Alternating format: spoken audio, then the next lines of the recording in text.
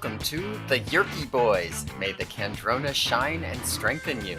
My name is Will, My name is Jonathan. and we are the Yerky, The Yerky Boys. That you didn't even try. You were too fast. Maybe Okay, I came in early. here's the problem. Mhm. On last week's episode, I came in very early, hmm and you said, "Oh, we nailed it," and we didn't nail it. Oh yeah, I heard back that we didn't, though I didn't listen to that. so, we're both off sync from each other in different directions or something. I mean, that does make sense. That Yeah, that it should split the difference. I was thinking because I was leading it that it would be right on my end, but in retrospect that doesn't quite work. yeah. I think you're correct, but oh well, we'll get there. It's a journey. It's Perhaps. it's Well, like mastering your morphs. that's right. Like, we can't morph clothes right now, but we're working on it. Yeah. Or we can't control the morph. I, Yeah, or we can't control the morph. right. I've got a follow-up note about, book 2, Okay. if we Okay. could, Yeah. to start. Yeah. hmm That might be how all these episodes go, is there's I a think thing. that's reasonable because I have a little note as well here. Well, I'd like to hear yours then. Well, I already told you my note in Discord, but I just wanted to say that someone that I know in real life who went to the same school I did, listened to our first episode where we talked about the book fairs and called me out for being an idiot and not remembering that book fairs and book orders were distinct things.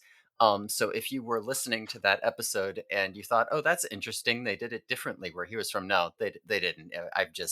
I'm just dumb and I did not properly remember. And I told him he should have written that in a fan mail so we could do a fan mail section, but I don't believe that he did. So you, to be clear, did in Yes, fact experience book orders, you just forgot. I must have because he went to the same school that I did. Okay. I mean, it makes sense because 'cause we're only a state apart, like, it's I would think it's the Yeah, same. yeah. Okay, yeah. Well, yeah. To be clear, don't listen to anything I said there. Alright, that's a good correction. Good note. Yes, Remember, we want all your correction and hate mail, send them into the right. yerkyboys@gmail.com. We want all of it. O or just find Will in real life and tell him. Right. You could do that too. It's whatever's more convenient for you. Come to my house. My note is on the book itself. So as I was putting together this podcast, the last episode, and like getting ready to publish it, and I was, we give our episodes titles. hmm Generally they're just the name of the book, so it's Right. pretty straightforward. And Okay. I was putting it. I'm like, what was the name of this book again? I go to look it up. Oh, hmm right, The Visitor. Right, The Right. Visitor. So I'm writing that in The Visitor. The Visitor. And it occurs to me, I don't know who the fuck the visitor was. Who's the visitor? Why was the book called that? Presumably, it's Rachel coming over to visit. She's visiting Melissa's house. What does that mean? It's the most like sinister sounding title, The Visitor. No one, it's not a book where like an alien comes. Like the first book could have been called The Visitor. Elfangor could have been The Visitor. Well, what do you think about this book, The Encounter? Do you think Yeah. what's the encounter in this book? Do you think? Here's what I Not think to is spoil anything, but The Encounter could be the name of any book ever written. it definitely would be a really good name for the first book in the series too. Yeah, so I mean, the invasion, honestly, it makes sense kind of, but the first book isn't hmm the invasion doesn't happen in the first book. They just learn about it. So it's Yeah, I give no it's strike 3 for me on these I, titles. I think the next couple are going to be good. However, I Um, will say that what I do like about the titles is they use the same naming convention as Seinfeld episodes. It's mm, always the something. right, right. And That might could have been directly inspired. Yeah, true. I'm hoping that there's got to be 54 books. I'm thinking there's at least one Animorphs book, and I'm not going to look ahead. We'll see as we go. That shares a title with a Seinfeld episode. Hmm. That's Is the there problem an is I would Yeah, not be able to call Seinfeld episodes. You don't Huh. know if there's a Animorphs book called The Big Salad? I do know the Animorphs book name, so if you tossed out a couple Seinfeld, maybe I'll look into that in Ooh, there between. might be a The Contest. That would be a great Animorphs title. Would be good. Uh, The Junior Mint? No, The Junior Mint? right. Yeah, no, that's book 43. Anyway, just something I thought of. So, titles, they're a thing. But we know the title of this book, so I guess we could get into it. We do. This book is called The Encounter, and it's our first Tobias book. Um, Wow. yeah, no, Tobias books are going to be rare. We brought this up before, but unlike the other characters who get two in every 10, Tobias only gets one in every 10. Um, Yeah. which is, again, a little bit strange. Tobias is definitely one of those characters that you identify with, I think, a lot as a kid. Like, out in addition to Marco, Tobias is one of the characters that you're like, "Oh yeah, that's me," because I feel like an angsty outsider, you know, kind of thing. This is Right, right. definitely the angsty book. Yeah, I like that, and I we'll get into it as we get Yes. further, but I do think I sort of understand why there aren't as many Tobias books. That's Hmm. all I'll say. That's all I'll say. Yeah, I mean Tobias. Well, we'll see. But I think yeah, they're harder to write, probably. That's the main that's thing. got to be part of it for sure. But I do think that there is because this was one of my most reread books because it's one of my favorites and it was an early one. Hmm. I probably could have done this in pretty high detail without having, reread it for the podcast here, just from both having it burned into my brain as a kid and rereading it as an adult. Like all of the scenes are just fresh in my mind pretty much. Yeah, you're like a little Rain Man for Animorphs. Well, just for some of the books. That's not offensive to say, right? I mean, I object to your use of the word little. It feels a bit, I don't know. Anyway, Don't give me a Marco complex now, come on. yeah. Listen, try not to alienate all of our viewers with your That's what I'm trying to off-color do. humor. Do you understand? I whittle it down little by little so that by by 10 episodes in, we only have like 3 listeners, but we know that there are people. Right, right. I mean, I don't know if you looked at the stats on this episode, but we did drop about a third of our listener base. I was hoping you didn't look. I didn't want you to Yeah. bring that up. Not only that, but if you look at the median listen time, and the first episode people listened to the whole thing, the median listen time on episode 2 is about 40 minutes. Wait, there's So a like it shows you a median it listen shows you a time? median and so like half the people dropped at 40 I minutes didn't in. even know that was I didn't know that was a stat. The median listen time on our intro episode was 48 seconds. So people listened when we said, don't listen to this episode, skip to the next one. Oh, wow. I never clicked on these to see all this. Uh This huh. is amazing. Now look, I say on the bright side, first of all, Uh it huh. hasn't been a full week since release yet, so some people might still be That's true. making their way to it. Right. More than half of our book 1 listeners stick around for book 2. Mm-hmm. More than half. That's pretty good. That's not bad. And I don't even know if you advertised book two. Like the I first one, I think you made a single post on Reddit and maybe one on Facebook. Yeah, no, well, I all I did was, really Reddit and my own Twitter, which is nobody. So, Okay. there's no I wasn't gonna promote every week because I'd probably get Right. banned from the subreddit. Yeah. Okay, so that's pretty good because no, they don't even have a bunch of episodes to latch onto, and they're still coming back. I think we Right. did good. Yeah. We're doing this completely underground. There is no Right. marketing push. We're not making TikToks about Animorphs. That's right. You gotta find us because you want to hear about Animorphs. You've searched for this, We're a most cult likely. classic. Yeah. Anyway, I think people will really tune in when every week we continue to talk about our dwindling listener base. Yeah. No, this is good. We've definitely not wasted too much time not even talking about the book here. 10 minutes in, we have yet to discuss the cover. We've only got to the title. Can I also shout out our consistent Ukrainian listener? Uh, I saw I would just like to say, somebody from Italy too, by the yeah, way. but the percentage on the Ukrainian thing went up, meaning they must have listened to our second podcast as well.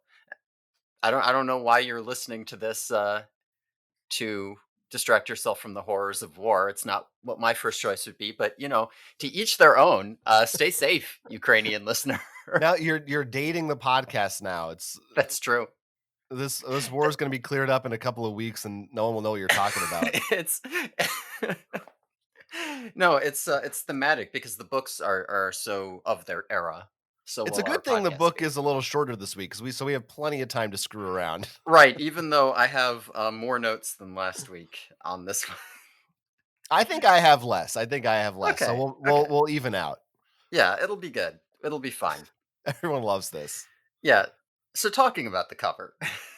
Right, I the don't I cover. mean I don't know, how much do we have to say about this cover? I have a couple of things to say. I thought you might. Well, I do think, so yeah, it's Tobias turning into a hawk. Mhm. This looks to me fairly in line with what the later books look like. I feel like by this book, Yes. they've got it. This is what the covers are. Yeah, I think there's a number of ways in which I think that's true about this book. Like I'm Mm. seeing, it's not just even the sound effects I'm seeing, or it's not even just the cover. It's also the sound effects, the way that those are integrated in. You might have noticed that in some of the combat scenes. I feel like the character interactions are a little more natural as well. To me, looking at it, it feels like this book's really kind of finding the Animorphs voice, or at least the early Animorphs voice. Yeah, makes sense. It's found its footing a little bit. Hmm. I also, it's worth noting, and I read this on Seropedia. So you see how I'm coming Hmm. with the tidbits and the facts from the research. Yeah, yeah. I'm really bringing something to the show. Thank you. Uh, you're welcome.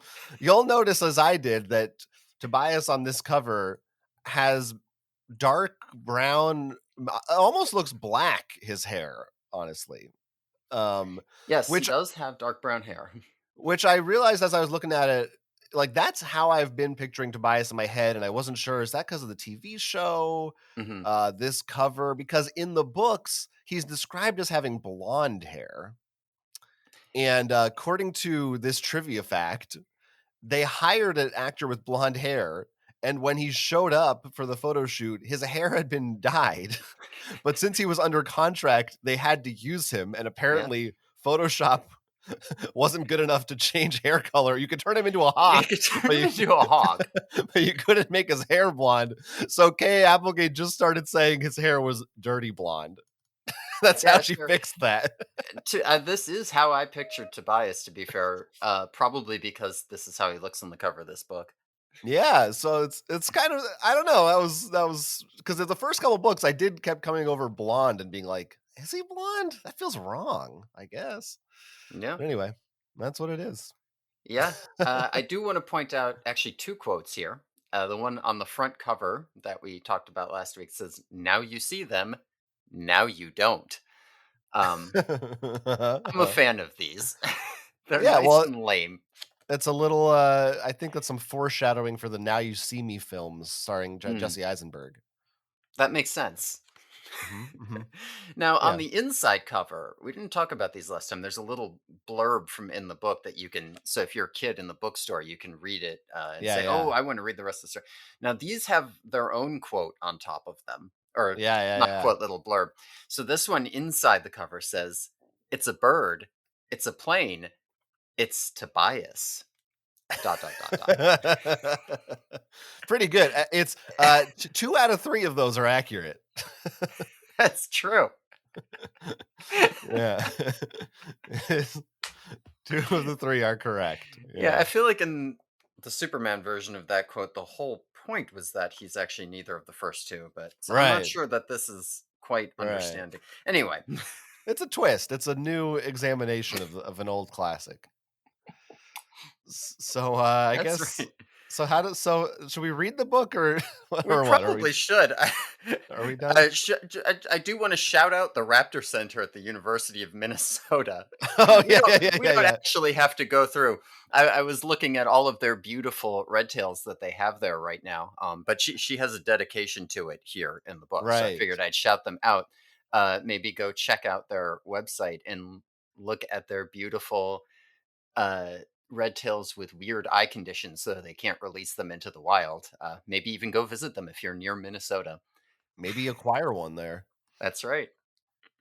Yeah. Anyway, uh, we can talk about the book proper, I suppose, if we must. I Uh, guess. I'm just gonna read you the first little line here. Starts off by saying, Let's take this as slow. Can we go a letter at a time? "Let's do it." It Her starts use off. of the letter A here. Well, it starts out on an M actually. Oh, that's very It's interesting. got the larger one. No, it starts off. It says, "My name is Tobias, a freak of nature, one of a kind." So good intro right off the bat, I think. Yeah. Yeah, no, that's pretty good. That's right up there with the was the best of times, was the worst of times. That's right. No, I like that. It sets up Tobias's internal conflict. Anyway, Yeah.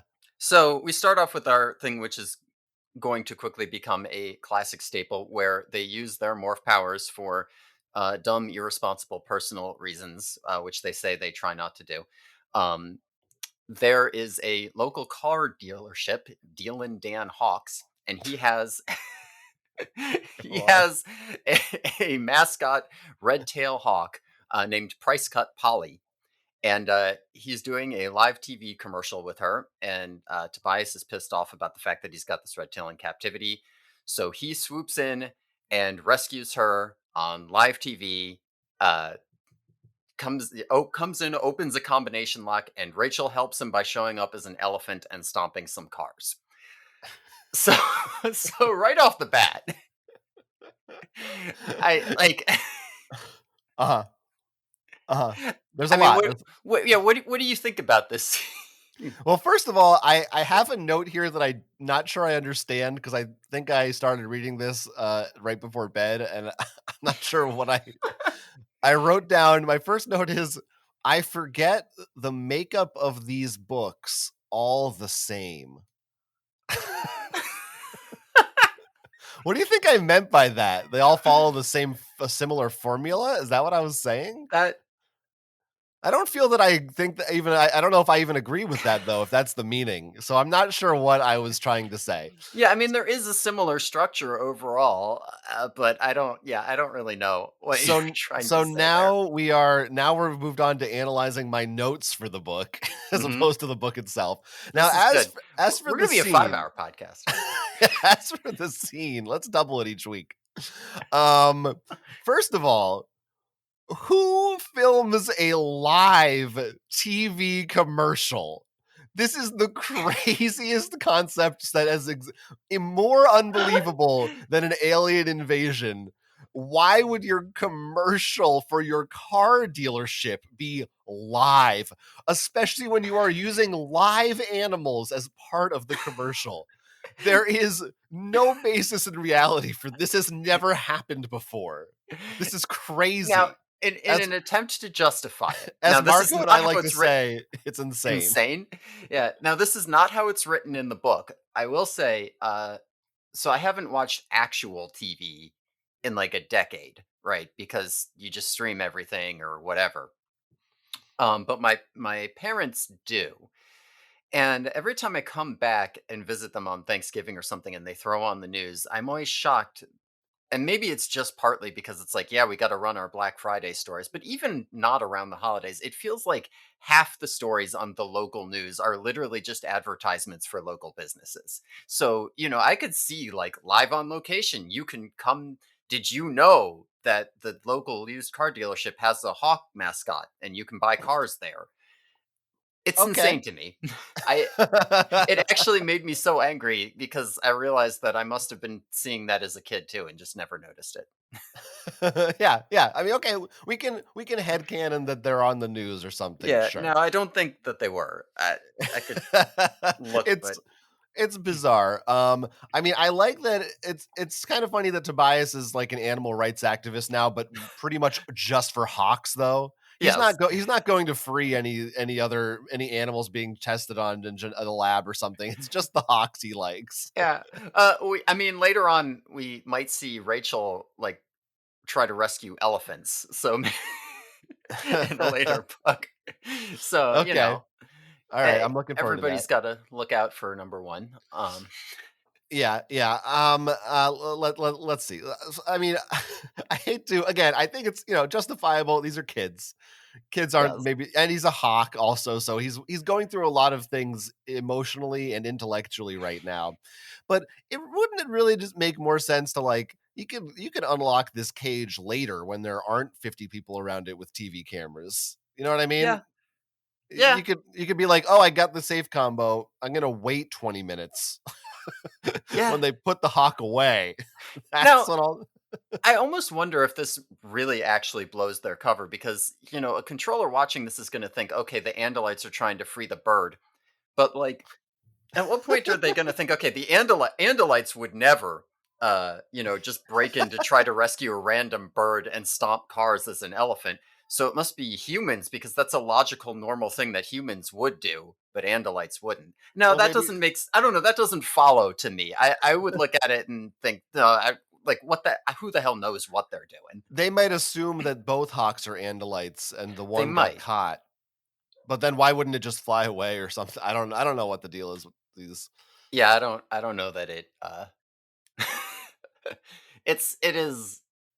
Yeah, they're not Yeah. the most responsible with their powers for sure.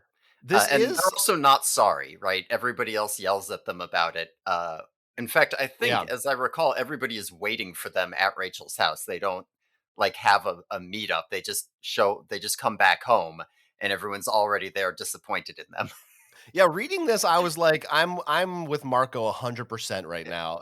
Yeah, These yeah, kids are even Rachel, who participated, is like, Tobias, you shouldn't have done that. yeah, So, I'm also thinking, it's a good thing this is not the era of YouTube, because this would be just all over the planet. Everybody in the world would have seen this hawk video and be talking about it. that's true. So they kind of got Like the lucky pig there. on Nathan for you. Yeah, exactly. Hawk in the cage, hawk in the cage.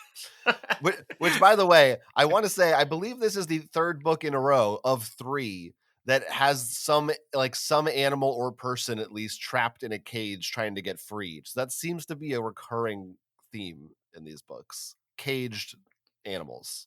Yeah, there's definitely some like animal rights things going through here. Just even in addition to just like the empathizing with animals by literally, giving them animal brains and having them experience life as an animal. Which is a way to do it. That That's is a a way to do it. It's a real little fast sneaky thing. track. Yeah, absolutely. Now, when Tobias is flying back from this, he sees a giant ripple in the sky. Now, Mhm. I don't I don't even know the best way to describe it. It's like there's a weird shimmer. It's like there's supposed to be something there, but there's not. He doesn't know what to make of it, and he doesn't tell anybody about it because I don't really know why. It seems like it's not that important to him, but it might end up being important. Um, We'll see. we'll see. But moving on, we see it revealed where Tobias has been living this whole time. So he apparently has been sleeping up in Jake's attic. Jake leaves like a little chest of drawers with blankets in it for him, and he brings him up leftovers from dinner. So Tobias has this pretty sad experience, like life, right? He's got a roost in an attic. He's eating cold leftover hamburger that is dead, and he doesn't like it because he's a hawk and he wants live food. He can't eat the vegetables, and during the day, what are you gonna do? He's just gonna like fly around Yeah, and it's do very nothing. sad. Yeah. He's a very it's this whole book is fairly melancholy. Yes. It's a rough life. And I enjoyed that. I liked it's good nice to get this perspective, which I feel like I think as a kid I was also most interested in the Tobias books because you want to know like what is that like? What Hmm. what's he thinking? Because he's a more mysterious kind of a character, and getting a window into that personality is interesting. By the way, I was remembering the book My Side of the Mountain. Did you ever read that book? I did. I liked that book. That's another hawk book, isn't it? Isn't there like a hawk in it? Oh Isn't that yeah, a I think he does. He trains a hawk or something like Yeah, that. I feel like that's a big part of it. So I was like, oh, hawks, big thing, hawks for kids. Kids love them. Apparently, I I love loved them. him. Yeah, better than Like hawking used cars. Go on. uh, yeah. I said go on. Um, I'm going on. Uh, You do Yeah, go on. while he is flying so, yeah, we just get a little glimpse into the daily life of Tobias. Now, while he's flying around, he again sees this big shimmer in the sky, and he sees it hit a flock of geese, and this is a scene that I actually remember really well. I don't know how important it is, but it sticks out in my mind for some reason. There's the V of geese flying through the sky, powering through, and all of a sudden they slam into effectively an invisible wall and start, like, skidding over it and flying everywhere. And, I don't know, something about that was very vivid to me as a child, I guess. But, Yeah, I have the Tobias line realizes here, it's a yeah. Hmm? Get out of our way. We're geese and we're coming through." That's That's what right, he geese imagines on a that's what the mission. geese are saying. They didn't Geese really are say on it a though. mission. Yeah. They're bossy. Uh, but yeah, Tobias becomes convinced that it's a Yerk ship. He's right. I don't know why I said it that way. So they all they all meet up at Cassie's barn I have to, to say, I thought he was yeah. wrong, Mm. but What did you think it was? I didn't, I don't remember a lot of things about these books, but I do know that, there's if anyone's reading along, I don't want to spoil it, but I know there's another member of the group who's coming at some point. Mm. And I Mhm. thought, "Oh, maybe that's what's happening. Maybe that's who it is. It's like a misdirect," but no, it wasn't. So, No, not this time. I thought maybe that's the encounter. That would be a good encounter. Yeah. No, that's a different the. Yeah, But yeah. yeah, we get a whole scene where they decide to investigate it at Cassie's barn, and there's a lot of really good character moments in here. We get to see a lot of like Cassie just mucking around the barn, cleaning out cages, doing her chores while she's talking at them. Um, we get to see Margot and Rachel uh like have this big fight because again Marco is still not interested in being an animorph, right?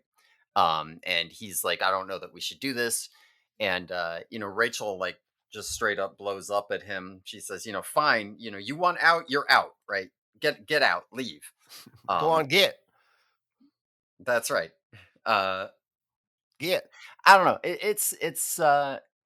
it's a nice we also see some of Tobias's perspective on like Jake being the leader because I feel like we haven't seen a lot of like why is Jake the leader here, and they kind of more at least tell us in this scene, but they give Tobias's perspective of like, listen, when there's an obvious thing you should do, but everybody's panicking and freaking out and you don't know what you should do, Jake's the one who's gonna like say, hey, everybody do it, and everyone's gonna listen to him. It's not even necessarily so much that he makes good decisions as that he can make decisions under pressure. I don't Yeah. know that I've seen that play out in the earlier books. I think we will see that play out more going forward. Hmm. Um, Yeah, he's growing into it still. yeah. I don't know if I wanna call him a reluctant leader, but I don't know if that's actually accurate. I feel like maybe he's luctant. I'm not sure. Yeah, maybe he's reluctant, halfway reluctant. But I do also like so when they're investigating, Marco basically says, "Look, if you guys are going to do it, then make sure that we're not going to get ourselves killed." So like, they're saying, "Oh, we'll skip school tomorrow to go watch the ship," and Mark's saying, "Don't be an idiot. If we all skip school, Chapman's going to know that something's up. We have to organize this right." And they're like, "Oh yeah, Marco's right." And we got this nice little bit at the end that I really like, where Tobias says that it makes him worried that Marco's right about this because what if Marco's right about other stuff too? Like, for example, Yeah. that they shouldn't be doing this, so they're all going to die. Yeah, listen to this Marco guy. Yeah, Marco knows what he's talking about. He might know what he's talking about. There's a couple good Marco knows what he's Mm, talking about. First of all, this line reminded me of you when mm. Marco says, "The mountains. Have you suburb dwellers ever been to the mountains?" I feel like you would disdainfully speak about suburb dwellers. I might listen. I have been a suburb dweller for most of my life, and I hate us. We uh, suck. And he also really calls out Rachel too in this chapter. Where he tells Mhm. her she gets off on the danger. I Yeah. was like, I that's pretty good.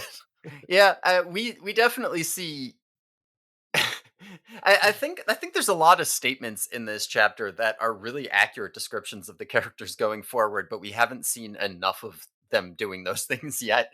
Hmm. That's Hmm. a good one. Like you see a little bit of Rachel being like overamped for getting into battle in the earlier books, but I feel like you really see it kind of going forward from here. Yeah. Yeah. Yeah. I felt like it felt true to me.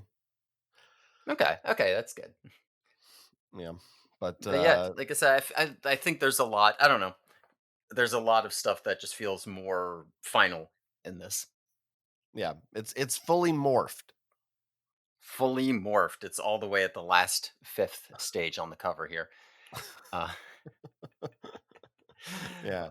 Yeah. well, yeah. At any rate, they go up to investigate. And so basically, they know this thing is heading toward and away from the mountains. Right. They don't know what's going on up in the mountains, but there's something there. So they're heading out in that direction. Now, they can't fly because bird watchers might see them and think, isn't it weird that a bald eagle and a red tail and some ospreys are all flocking together? Or they might shoot at them while drinking underage, I suppose. Um, Yeah, there's no way they could just, leave like staggered yeah, and I not don't. fly to or come from different directions or I Yeah, don't yeah, there's some because like they don't. I mean, I guess they don't really know where they're going, but like Tobias is supposed to be helping them scout anyway. Whatever, they morph wolves, or they decide they're going to morph wolves to do this. Because Cassie has some injured wolves in her barn.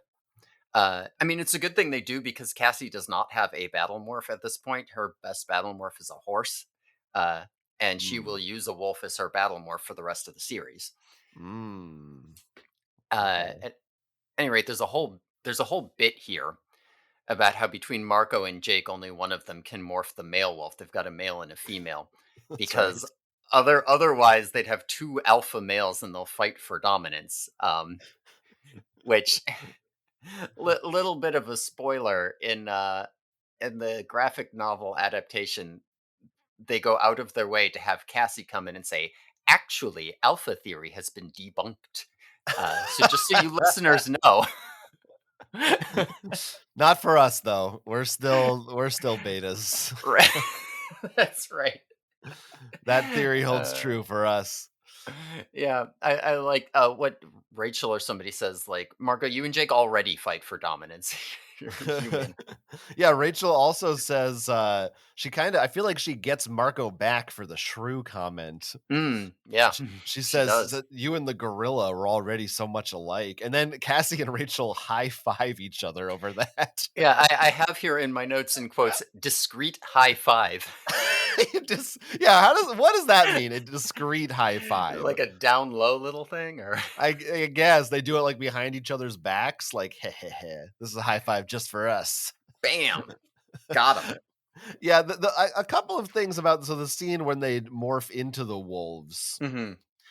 Um, first of all, they said I keep saying first of all, and I don't know if that's annoying, but now everyone will hear it when I say it. I'll hear it for sure. They say it takes about 2 minutes to morph. And that's a long time. I It feel does, like yeah. that's in my head. I was thinking like 15-30 seconds or something. No, it takes a while for most of them to morph. They can definitely go faster if they're experienced with the morph or if they're Cassie, because she's just really good at it. But for the Yeah. most part, no. It like the reason that they don't do. I described this book to one of my coworkers, or these books to one of my coworkers a while ago, and he was kind of saying, "Well, if they can just morph into anything, like, how could they possibly lose? Isn't this easy?" And I think he was kind of thinking back to, like regular superhero stuff in like Beast Boy or whatever. If you can just be like, "Bam, elephant," "Bam, flea," whatever. Yeah, it would be really easy. But you do have like this full like minute, even with something you're experienced with, of like complete vulnerability while you're doing it. Yeah. Yeah. And So multiple that's rough. minutes because you got to go through human. Right. Right. So yeah, there's that was like, okay, Mhm. it's a good restriction. It kind of makes things more interesting. Like it's not makes things they don't have an easy way out for more situations. Yeah. And it's a little awkward. Tobias is the one describing all this because he just feels it's usually in the books it's Mhm. like you get the cool perspective of like, oh, now I'm a wolf, and in this book it's like, I wonder what it's like to be a wolf. Oh well, it's a They little do sad. use that as an ability or as a like a way for him to be angsty about it. There's a line around here where he says like, "Oh, that looks so cool. I should ask them what it's like to be a wolf." Oh yeah, and then maybe afterwards you can ask him what it's like to be human too, Tobias. Oh yeah, that's roof. Woof, uh, as a wolf might say. oh. There's also a good another. He says that when Jake turned into a flea, it was like being trapped inside a very old, very bad video game. So again, just another video game frame of reference. I like that. The Pong of morphs. The Atari ET of morphs. So ET's because got a because I did wonder, when they're always like worried about the 2 hour time limit. Even in this book too, I mean, there might still be a couple parts where I just thought, why don't you just land, turn into a mhm, human, and turn back and you reset it? Like, why is it such a big mhm. deal? Like you're out in the open, but I guess it's an unsafe area or something. So Yeah, I mean, there's that. It's also exhausting to morph in rapid succession. And also, yeah, a lot of the time it just doesn't make sense. They could make better use of their time. Some yeah. combination of those things, Fair enough. for So sure. they turn into wolves, and we find out that Rachel's eating bacon. Yeah, we do. Yeah, that's right. That was Cassie. Cassie the Wonder Nose can smell that Rachel had bacon for breakfast, even though she's claiming she's going vegetarian. Gotcha, Rach. Gotcha. Oh, uh huh. Busted. Yeah, that was pretty good. I think they actually say busted. Yeah, Oh, do they? Marco says busted by Cassie the Wonder Nose. There you go. Uh, So but yeah, as they're moving through the mountains, there's actually a lot of bits in here where it's basically just Tobias bouncing back and forth. It's like, okay, here's the wolves. Okay, then Tobias is up where the thing is going, then back to where the wolves are. So anyway, Tobias flies ahead. He sees there's a lake up there, and he sees a bunch of controllers clearing out campers. Basically, guys dressed like park rangers but carrying automatic weapons show up at this lake and hustle some campers out of there top speed. And they're very clearly like militarized. They're yurt guys, and they're clearing out the area for the ship to land at this lake, right? yeah, yeah. And aren't there Hork-Bajir too, or that's I later? think he does see them, but I don't think the campers do. Although it's not clear if those campers get infested or just or whatever. But they aren't Yeah, there immediately. yeah. At any rate, as he's bouncing back and forth, he sees a real wolf pack. He thinks it's them. That's It's pretty funny. it's the wrong number of 'em. He's like, "Hey guys, what's up? Why are you looking at me like that?" But That's anyway, a they classic switcheroo. that's right. But as long as and this is kind of what you're talking about. They're like, "We're low on time." And they're like, "Well, the lake's 5 minutes away. Let's just go and look." Uh they probably could have morphed back here even with a real wolf pack in the area. I don't think it would have been a big deal. Yeah, it's like a Um video game, as our readers will understand. When right. you wait for your health to regenerate in like a safe room, and then you move on to the boss or whatever. Right. Right. Well, not this was the 90s and video games were different back then. As Oh you a yeah, gamer that's will true. remember. Yes, as a gamer, I do remember those differences. Also, the wolves, Jake pees a lot, so that's important Yes, to mention. he does pee a lot. They made you gotta mention it. They discuss it. It's a big You thing. know you know what that reminds me of? What? Dog Child. I Oh said it yeah, before and I'll say it again. yeah, Dog Child. Everybody go Mhm. check out Dog Child. That's a video game I think the Animorphs would like. That's do you think the Myropod would be like a taxon or something? Yeah. Oh wow. It could be. I mean, now if you wanna alienate any podcast listeners, you just Right. bring up Dog Child, the intricacies, the minute details of Dog Child. Right. Listen, this is a podcast for two people, and Mhm. we're both here. That's right. At any rate, they go to the lake, and the ship, because it is a York ship, decloaks. And it is enormous. It's like ocean liner level big, just kind of floating in the sky. Helicarrier big. Yes, enormous. I think the series is actually, I mean, especially up until this point, it's pretty good at doing this kind of like shock and awe thing where you're like, okay, there's a York ship. Oh my ship. Oh my God, it's so big. You know, there's a York pool. Oh my God, it's huge. Like they really are trying to get that factor of like, no, no, this isn't just an enemy. This is an overwhelming enemy. How can they possibly beat it? Um, Mhm. I Yeah. like that. But at any rate, Yeah. the ship, yeah, it puts down pipes into the water, starts sucking them up. It's got big scoops on the side for air, and they deduce, Marco deduces, in fact, smart guy Marco, uh, that they need to collect resources to bring them to their mothership in space. It is not, as he says, like Star Trek, where they can just make their own food and water. Right, right. Which I at first I was I was because I like to do it. I like to give them shit. But I Hmm. was like Star Trek. But is that what he's? It was all this Star Trek talk. But then I thought, I think Next Gen was like in its heyday in mid 90s, or the movies were coming out. So it was in the zeitgeist. So I think that's I give him a pass for the Star Trek Zeitgeist. refs. Yeah, yeah. Take a drink for a zeitgeist. Um, I mean, this is an interesting revelation. I mean, we knew that Yerks needed Kandrona rays. Yes. We didn't know that they also needed water. Well, uh, I don't know the Yerkes needs, but their hosts certainly do. And they've Oh, got hosts up on the interesting. mothership. Okay. I think they Huh. just call it the mothership here, but I believe it is technically a pool ship. Okay. Sure. Yeah, Either way. sure.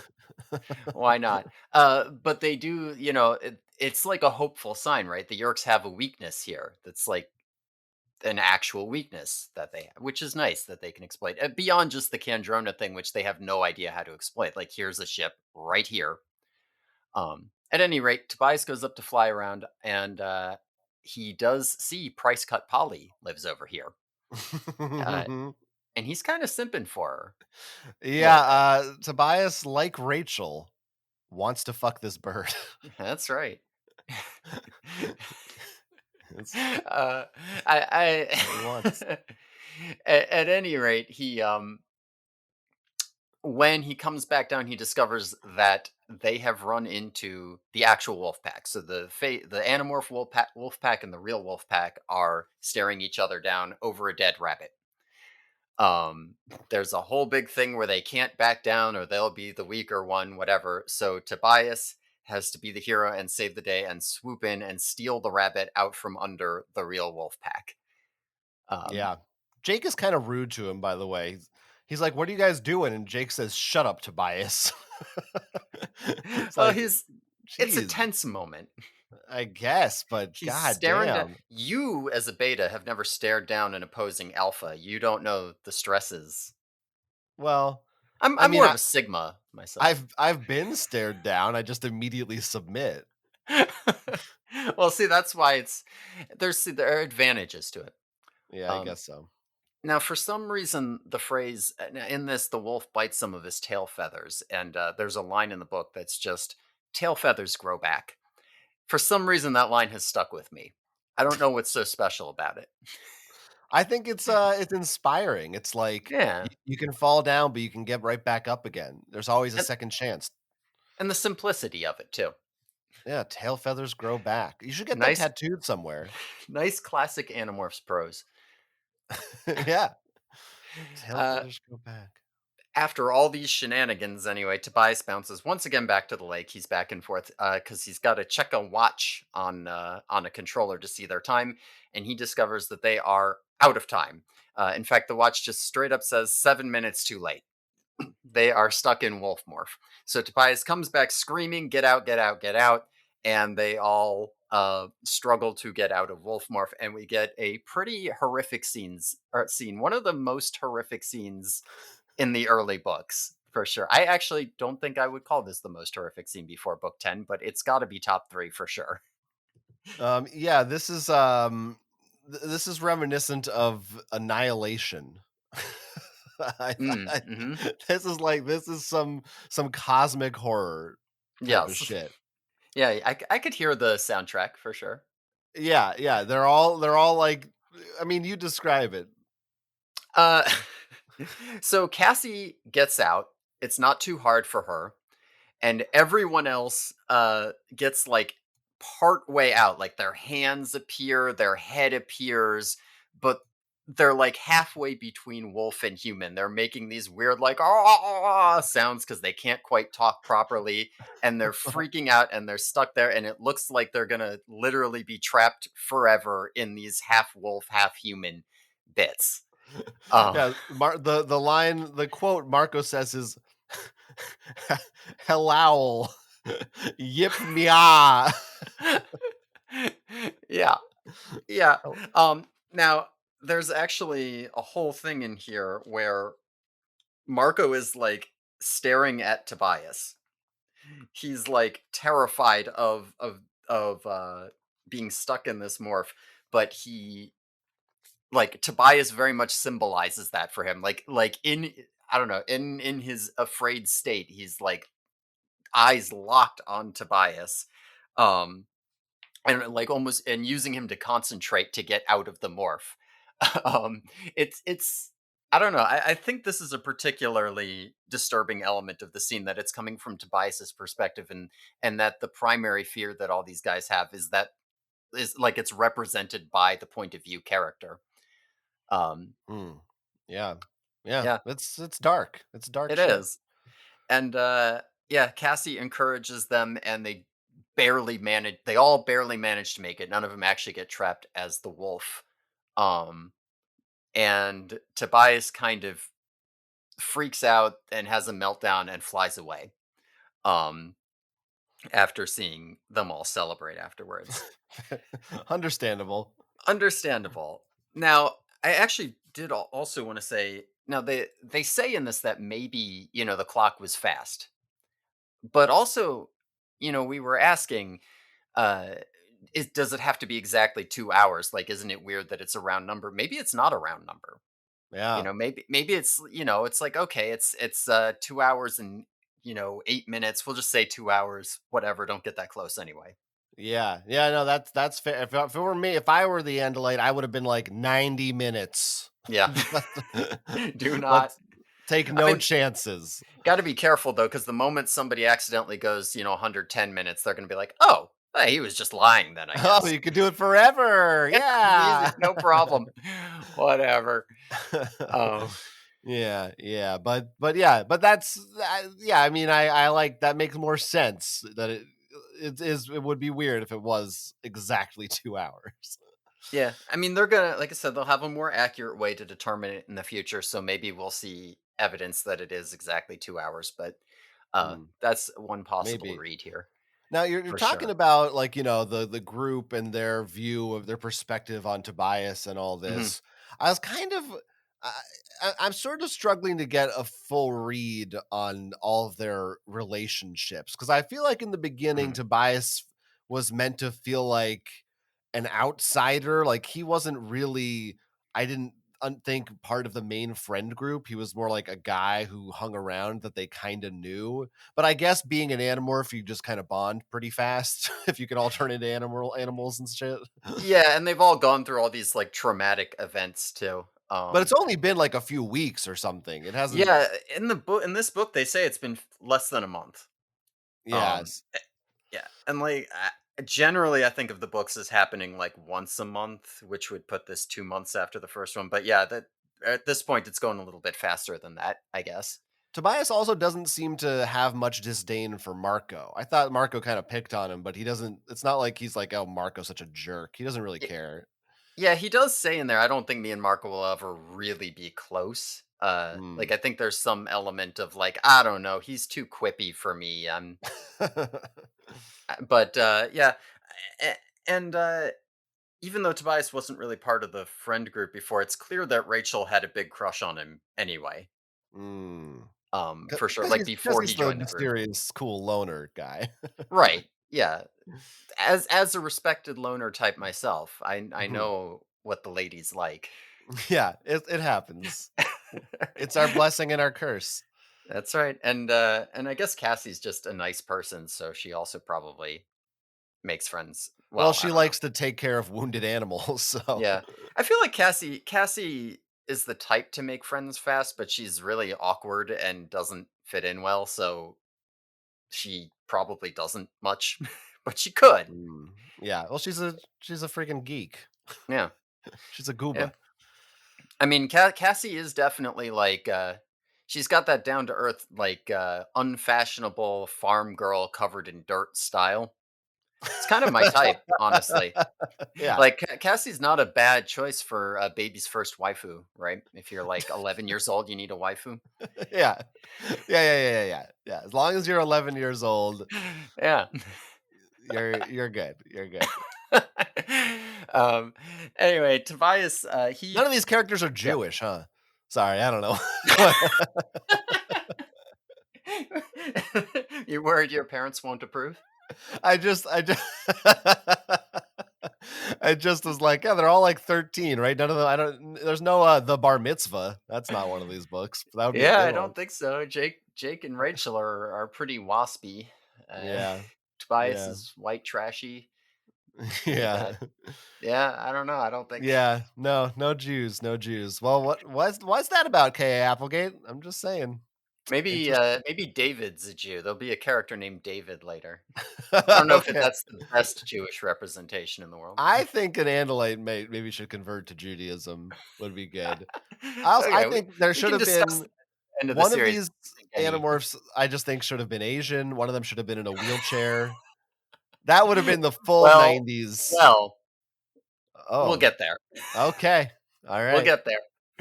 We'll get there, but you might not like it. At any rate, Tobias, after flying around all day, wonking about being a hawk, eating his cold hamburger, he goes to visit Rachel's room at night. He shows up outside her window and, taps on the window.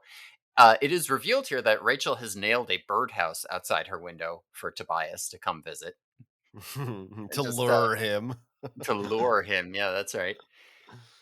There's a little, parents aren't home, and then meme of Tobias flying at full speed.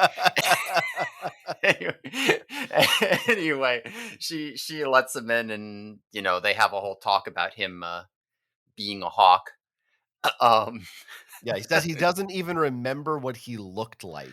that's right. I mean, I love this shit, especially when I was a kid. I loved this shit. This is the kind of teen, you know, star-crossed lovers drama romance. Dawson's Creek with Uh, animals and aliens. that's right. It's quite good. Uh, yeah, I mean Tobias. Yeah, he says he doesn't even remember what he remember. Yeah, blah blah blah.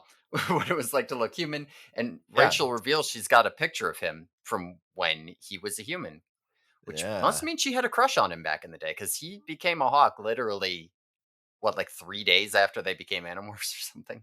yeah, she's kind of a creep. She's kind of a creep. Girls are just like that, I think. Oh, yeah. It's not like in a locket or anything. Yeah. At least maybe unless she took it out of the locket. I don't know. Maybe she cut it out of the yearbook or something. No, I guess Yeah, they don't have yearbooks. Well, no, they probably had a yearbook. I don't remember when I got my first yearbook. I think in some places, like I think I got one in like 6th grade, It could be. which they would have been in like 7th grade or something, I think. I think I got them that early, but they might have been just like, the stapled together type of thing. Yeah, perhaps. I'll ask my friend who feels the need to correct me on what I remember about school about that piece of shit. By the way, Tobias would he could have a lot more fun today with smartphones because he could just right now he's just like, oh, look at the time on that guy's wrist, but he could be checking out everybody's Instagrams, Yeah. with his hawk vision. Yeah, I mean, Tobias has a whole section here where he's like thinking about all the things he can do, now that he's a hawk. Oh yeah. Uh, Yeah, he could see every TikTok. He could see every TikTok. He gets to go to every concert and football game for free. Yeah. He I could mean, go he come could probably on. even go to drive-ins because they still had them. Of course, it's also like, well, so can your friends, but then they can also be a human. So, What would you do if you were a hawk? man, I guess girls' locker room. Mm, I don't know that they can get in there that easy. No, yeah, if you're a bird, you can do whatever you want. People will let It's you true. in. You have no laws. Human laws do not apply to birds. I mean, I guess if I, were a hawk, I'd probably go live in a meadow and never talk to anyone again. Yeah, eat a bunch of voles, That's right. stuff like that. Uh, Let one loose in the girls' locker room, chase it down. That's like chocolate and peanut butter is that with that combo. That's right. Anyway, We're doing a good job on this podcast, I think. yeah, Making what's good happening in this book? they're, they're all meeting up and deciding that they should get onto the ship, and rather than trying to destroy it or anything, they should try to wait till it's over the town and then disable the cloaking.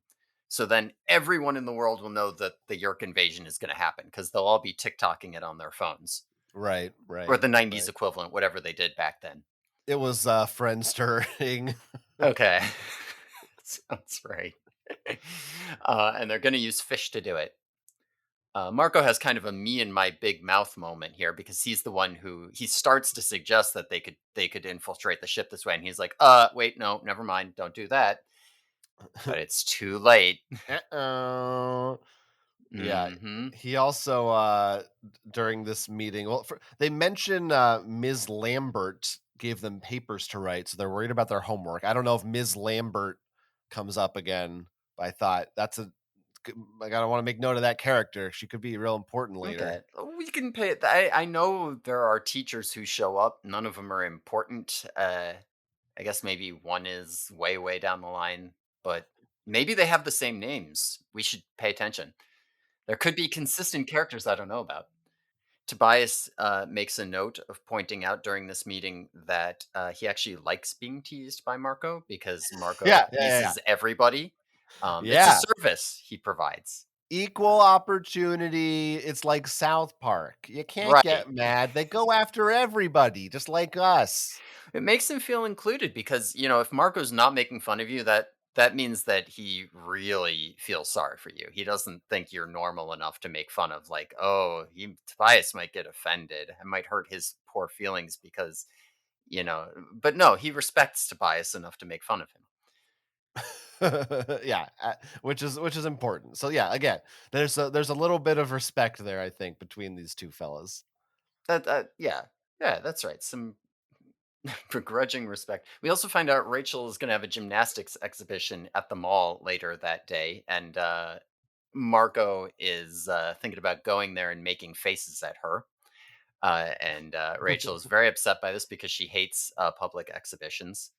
Uh, there's a bit where Jake says, Marco, if you go to the mall and do that, she is going to turn into an elephant and stomp you. And Marco says, remember when the worst thing a girl could do was call you names? Yeah, yeah. See, now if these were Zoomers, Marco would be like, "Step on me, mommy." That's inappropriate. I'm saying Marco would say that if he was a Zoomer. They are like that, those Zoomers. They're all degenerates now. We were the last good generation. Yeah, well, yeah, we were the last ones before the internet corrupted everyone. That's right. I'm not Jeez. corrupted by the internet, that's for sure. We're about halfway through the book, by the way. We're doing good. We're making good progress here. Yeah. But see, the problem is we started earlier today, so I think that we haven't been going that But long. things are Um, gonna speed up, I think. The book starts I think so. yeah. It's important to spend time on the character building moments in the beginning, but at any rate, they decide that they're going to um, go there on the weekend because they're going to come up in the morning, then they're going to spend the day camped up there, and then they're going to infiltrate the ship when it shows up in the afternoon. So they need like a full day. So they're going to do it on the weekend. They have this all planned out. So Tobias goes flying around. He's going to scout out the lake some more, figure out what's going to happen. And without thinking about it, he sees a rat and he swoops in and kills it. And he starts eating it. And Mhm. he has a full on freak out. Because he did not want to start killing and eating food. This was like a sticking point to him. This was like the last barrier keeping him human, and he's just crossed it. And he loves it. I think he describes it as feeling euphoric, the act of killing and eating this rat. Yeah, it's um, rather grotesque, and he also I I don't know that I'm a big fan of his problematic language because he does say, "No matter how many times I say no, it would always be yes," hmm. which I feel like Tobias isn't respecting consent. Well, that is problematic. But at any rate, moving on, in his freak out, he makes a beeline to the mall where Rachel's having her exhibition, and he is just like full on speeding through the doors, full 80 miles an hour, kind of hoping to ram into something. Um, he's got this whole like uh, suicidal ideation thing where it's like, if I just hit something, then I can wake up and not be a hawk anymore. Uh, and as he's flying through, he ends up like in Rachel's arms while she's on the balance beam in the middle of the mall, and is freaking out at her like, I'm lost or whatever, and she's like, "No, Tobias." At any rate, he flies straight up. He flies right at the skylight. He's gonna kill himself on the skylight, and Marco, it turns out, was there the whole time. And he pulls out a baseball and throws it and breaks the skylight in front of Tobias, and Tobias flies off. Um, there's a lot of really dark scenes in this book. Yeah, this was the point where I had to sit there and be like, how did we so quickly get to existential dread and suicide in Yeah, book 3?" and the PTSD nightmares haven't even really become much of a theme yet in these books. Like they it ramps up from here even. I mean, there is an entire chapter, maybe 2, dedicated to Tobias desperately trying to kill himself. I Yes. mean, it is more fucked up than, some adult aimed Yeah. books I've read, like, Yeah. Now it's my dark. personal fan theory is that Tobias Marco isn't there to throw the ball. He actually does hit the skylight and dies, and the rest of the series is a representation of heaven, That's metaphorically. pretty good. That's Yeah. pretty good. My fan theory is that no, this really does happen, but Marco was just trying to hit Tobias. He just thought it'd be funny to whack him with the baseball. He's got a good arm on him to break the skylight from Yeah, there. if you're picturing, like, your average mall in the '90s, like, that could be, like, 30 feet up or Oh, something. easily. Yeah, easily. Like, this kid should be in the major leagues. So if there's a baseball scout, this could be a big break for him. Yeah. Anyway, Now, as uh, Tobias is speeding through the mall, they actually list off all the stores he flies by. Uh, they do, yeah, and they yeah, do. some of these I do not recognize. I don't know if they just like weren't in my area or if they're relics of the 90s. But he flies by The Gap, Express, Body Shop, Easy Spirit, Mrs. Fields, Nine West, Radio Shack, B. Dalton, and Benetton. Yeah, I mean, I don't know about Body Shop, but that seems self-explanatory, I guess, or maybe I don't know, I maybe feel it's like like a every other one of these I don't know. Easy Spirit I've never heard of. No, nope, don't know it. Nine West Mm-mm. and Benetton, don't know what those are. No idea. B. Dalton was a bookstore Yep, which in the 2011 they replaced with Barnes& and Noble. makes sense. I'm Uh, surprised they were around that long. yeah, yeah, Radio Shack, of course, rip, shout out, rip in peace. Hmm. Mrs. Fields, that's the one of all these stores, I'm heading to the Mrs. Fields. That's the only one I'm interested That's in. true. That's true. Yeah, I wish they'd put a Comp USA in one of these books, but I think they stick with Radio Shack. Oh, yeah, yeah. How about a The Wiz? I don't even remember the Wiz. The Wiz, it might have been honestly just a New Jersey thing, Hmm. or maybe, like, it might be like tri-state area, but I don't know how widespread it was. They're gone now, but it was a big electronics store. Their slogan was "Nobody beats the Whiz." Well, that's good. Yeah, it was great. So anyway, Tobias tried to kill himself, but he's fine now. Well, he's not fine. he He's fine. He'll he walk it has off. he has a complete break, and he goes and lives as a hawk for several days. He goes and finds a meadow, and he spends his days hunting, and he spends his nights sitting there with like images of being human flashing through his head. But he basically just completely decides to spend all of his time living as a hawk, and I think he says in there the human in him just wants to go to sleep. He's just desperately tired, and he's done being Same. a human. Kind Same of him. hulky, this Tobias stuff. It felt I feel like there's a Hmm. little bit of Hulk in there, the like trying not to become the monster inside of me, and I'm very disturbed and twisted up inside, inner turmoil shit, you know. Interesting. And he does, I mean, he does end up, like Bruce Banner can never get rid of the Hulk. He ends up having to just also be the Hulk. Yeah, That's I kind of feel like Tobias. Rachel might say to Tobias, "Sun's getting real low," or whatever. Remember in the movie? Okay. No, I That's don't. what you don't remember that? That's what Black Widow says to Bruce Banner to, like, Oh, calm him down to get him out of Hulk form, and I don't yeah. remember this. Yeah. Listen, I guess I just have a terrible memory for non Animorphs things. No, that's fair, I get it. Took up all the brain space. There's a part Uh, here where she's, and I think this is the same part we're mhm. at, where he's or no, or maybe it's right after that maybe, he finds does he see the other hawk? Yeah, he sees the other hawk, Yeah, the he female he hawk. actively decides to go there because he knows where her territory is, and I guess he's in a breeding mood. Yeah, I get it.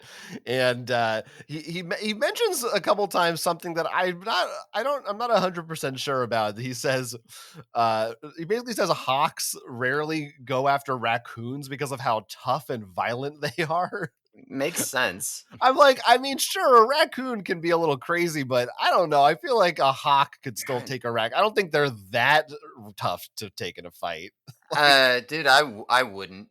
Like, I think a hawk could, but no, dude, you're gonna get fucked up if you go after a raccoon a and you're the single size of raccoon, I feel a like I single don't know. raccoon weighs so much more than a hawk. Like, you're gonna come in and you're gonna hit it with your talons, and it's not gonna die, and it's gonna grab you, and maybe you're gonna tear it apart and kill it, but you're probably gonna have terrible injuries, and then you won't eat ever again.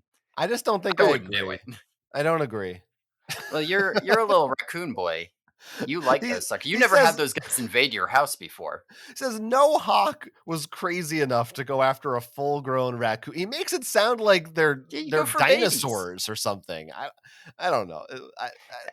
I don't know. Well, first of all, I don't even know. It doesn't seem like you would go after a raccoon as a hawk just because like what they usually just eat a mouse. Like a raccoon is pretty big. Why would you even want it if you're a hawk? I don't know. Yeah, because you But need something.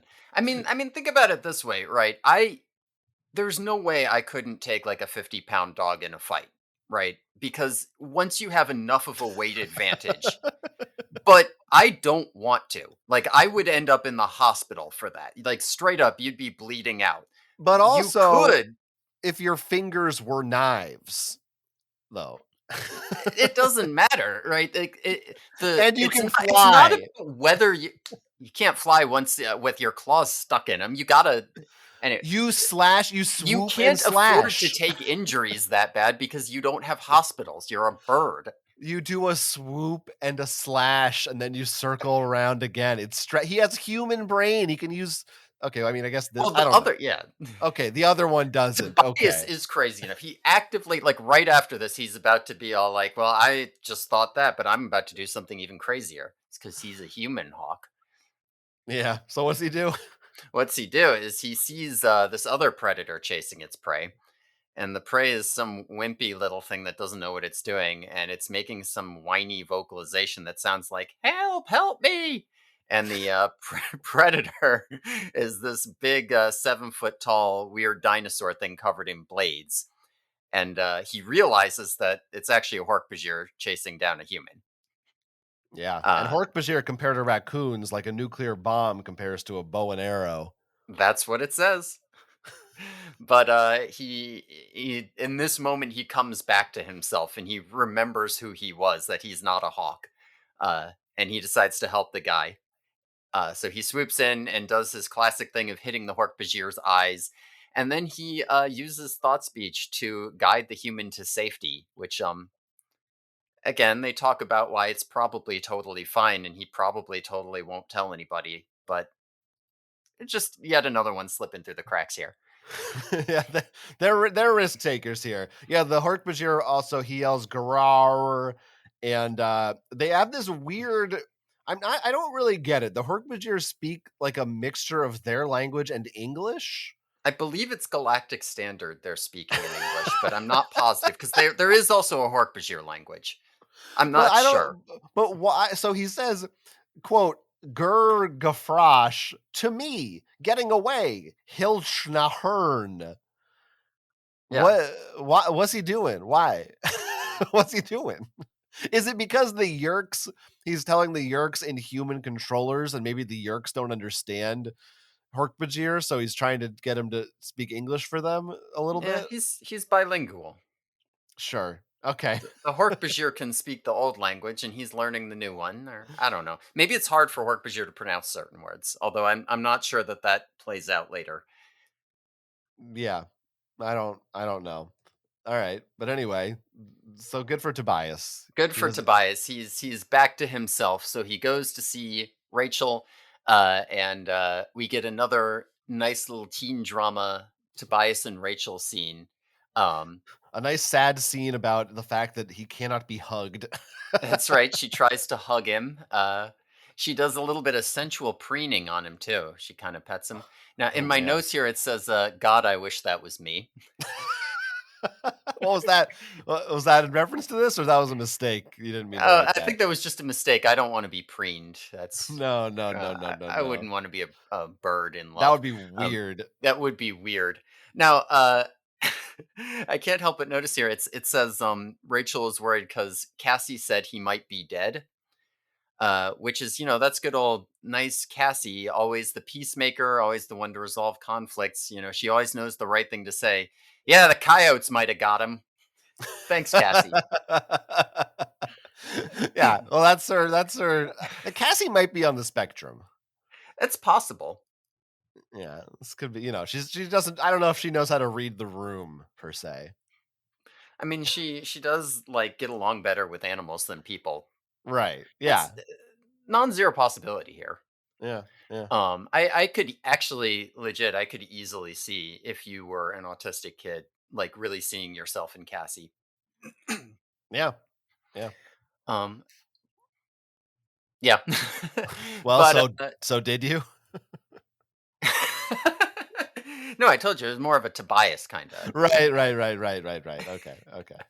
No, but Tobias and Marco, but they have a kind of a weird conversation about like the ethics of killing too, where Yes. it's like, oh, well, but you're just killing to eat, and the Yerks are killing for conquest or whatever, so that's different. And Tobias is like, I hadn't thought of it that way. Which, why hadn't you thought of it? I mean, I get that he's 13. It feels like you should have thought of it that way by now. Yeah, I do like that they treat this like it's wow, you really opened up my eyes to that. You shouldn't kill just to be powerful. Yeah, you're right. Or at least in some sense, that's fundamentally different than killing to eat. I mean, maybe this goes against some of the animal rights stuff, right? You don't have to be a Yeah, that's vegetarian. true. Yeah, that's what it says. Well, because you We'll talk can't. about that more later at book Okay, 28, but okay. I'll mark that down on my calendar. make sure to. Yeah. At any rate, whatever. Tobias is back with the group, and they're going to do the mission. So now we're finally going to do the mission that they're supposed to have been doing this whole time. That we're supposed to have been talking about this whole time. Uh, and Mhm. so they go up to the lake in the morning on the weekend. They set up in the bear cave. Um, Now they're they have to catch a fish. Um, they so they have to go fishing. And this is like a Uh-huh. whole this is like a whole big thing where they're like, "Yeah, yeah, we'll just go fishing." I think Cassie has another, like, typical suburban boy line. Oh, yes, Y there is, yeah. Now, I'm not big into fishing culture, I don't really know about, fishing people, but, yeah, Mm. I'll trust Cassie when she says, "It might not be so easy for us to catch a fish," so they have to sit around for hours trying to catch a fish here. Yeah, I And like then that Tobias gets a little, inventory pouch, oh, though. yeah, he does get a little. I think that's fun. He gets to carry a little sack with the fishing gear in it. Yeah. He's their He can't have a watch because people will spot it, but the sack is okay, I guess. yeah, he hawks grab stuff, I guess. Yeah, it's fine. Uh, They also mentioned that there's uh, uh, or is this later? They're gonna go into a cave. Is this oh, yeah, they do pre-fishing? go into the cave. They're, like, checking out the cave in here. Yeah, and there's a mouse in there, and Tobias Mhm. says, "Chase him out here. I'm hungry." And Marco's the only one who laughs, and he's like, "I shouldn't have said that." Yeah, well, you know what? Marco is a good friend. Marco understands, right, that jokes alleviate tension, He gets and they it. help with bonding, right? It's not he's not being embarrassing or whatever. This is how human beings are supposed to interact with birds. Exactly. He gets it. Exactly. He knows. But they Uh, do catch a fish, and Cassie says, "I believe we may have a fishy." good old Cassie. That's classic Cassie for you. Uh, I also I have a pet peeve that I'm going to bring up What's here. its name? It's on Ceropedia here, and I'm just gonna look at it here. It says in the goofs section, the Animorphs the Animorphs spend a lot of time fishing in order to acquire a fish. However, Cassie and Marco have osprey morphs, while Rachel has a bald eagle. Both birds of prey are designed to hunt fish. Now, that's the kind of nitpick we would do. It's not a goof. Okay. The fact that characters make dumb, bad decisions is not a plot hole. Okay. They're kids and they didn't think of it. It's stupid. It's impractical, but it's not a freaking plot hole. You're right. You're 100% right on Yeah. all counts. Now, and I have a follow-up question. hmm So I didn't write that down. okay. Okay. I didn't write they have fish hunting birds, therefore they should have used that. right. Right. What I wrote was go to a pet store, hmm That would have been smart too. go to an aquarium where they have like where you can put your hand in the tank. hmm I was like, they went a They little have too, the they glasses. overthought it. They did. My other question though was, does the fish to acquire an animal must it be alive? I think it does have to be. So you couldn't touch a hamburger and be a cow. Yeah, I mean, well, once it's cooked, the DNA might be destroyed. In theory, the DNA is still there in the raw meat, but I don't. Yeah, or like again, like if they catch a fish, do they have to all touch it quick before it runs out of air and they throw it back in? I think fish can survive for a little while out of water. They're Yeah, not happy about it. you're missing the point of my question though. What's the point of your question? Well, does That it they can. have to be alive or not? I don't think it. I think it has to be alive. All right. Well, you I, don't know. This is something for the Animorphs fans to tell us. I'm gonna say it definitely does, although I don't think they explicitly answer the question. Okay. All I right. mean, they definitely never touch meat to turn into cows. You got to touch a cow. Yeah, I mean, the meat thing was kind of a joke. I don't think that would work, but I was wondering, like, if it's. Well, I mean, what if there's got to be a limit though? Like you said, I guess when the DNA, like a skeleton, wouldn't give you anything, would it? All right, I'm Yeah, I just don't know. thinking. I'm just thinking. I'm just The asking more the questions. they're good questions. You can Thank bring you. these up next time you talk to Kay Applegate, and she I'm can answer them for you. I'm going to in our text chain that we have with each other. Okay, good. Make sure to tell me what she said next episode here. I will. I'll bring it up as if you do. Yeah. I should say during this time, Tobias also spots Price Cut Polly again, and there's a good line about how she confuses him. I'm so confused. I'm Yeah, so confused. it's Yeah, hard not to simp the bird. Yeah, he feels like he belongs with her. That's right. He's got Yeah. kind of a love triangle between, Rachel and the bird going on here.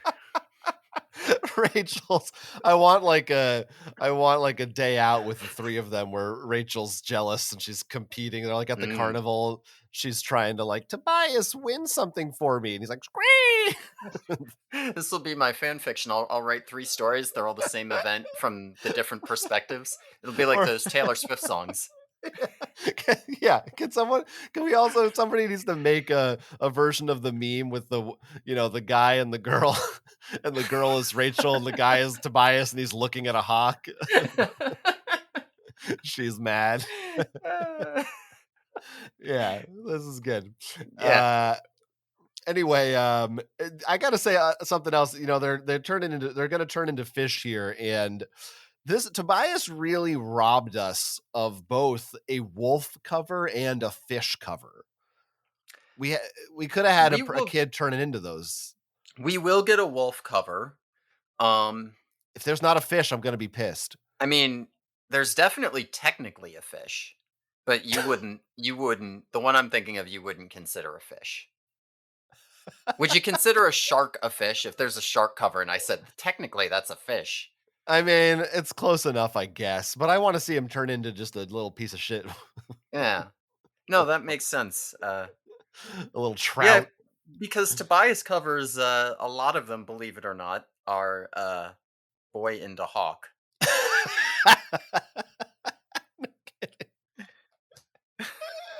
Classic boy becomes hawk story. That's right, that's right.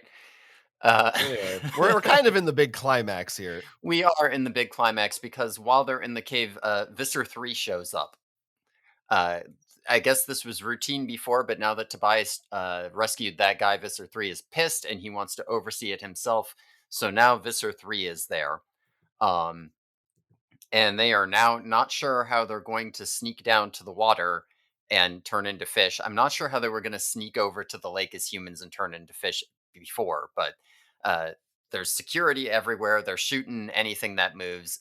Visser 3 is here. He's scary. So they have to have a new plan, which is they're going to morph the fish in the cave, and then Tobias is going to fly him out to the lake.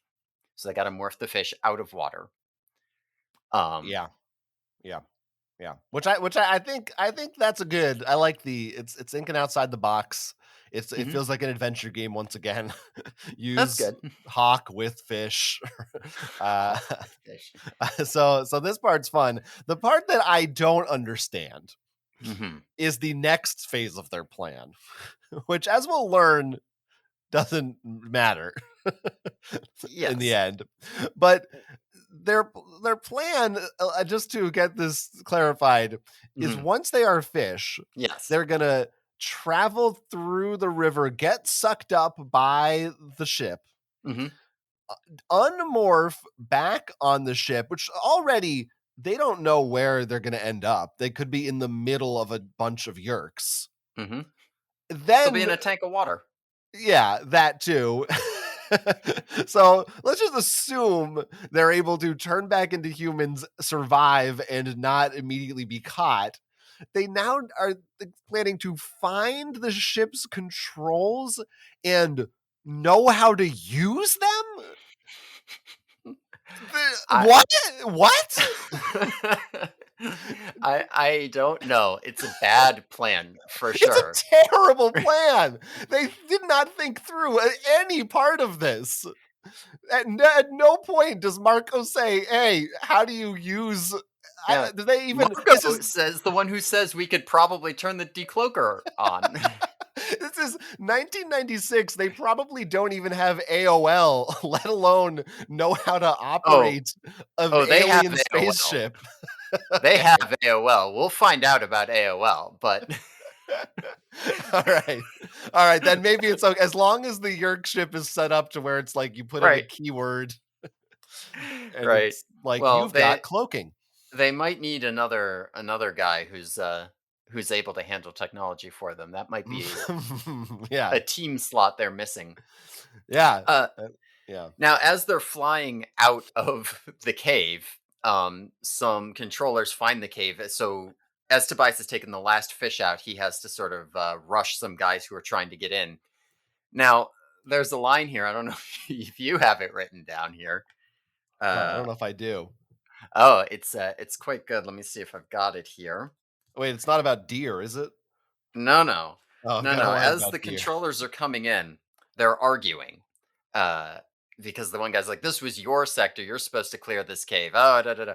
One of the Hork-Bajir controllers says, uh, Visser in about Visser 3 being pissed off. He says, "He golfert you and eat your lolcalf." Ha ha.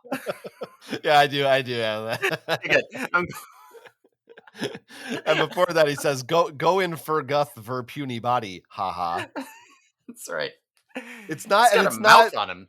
it's not, it's not like he laughed. It's in quotes, "Ha space ha period." Yeah. Ha ha ha. Yeah.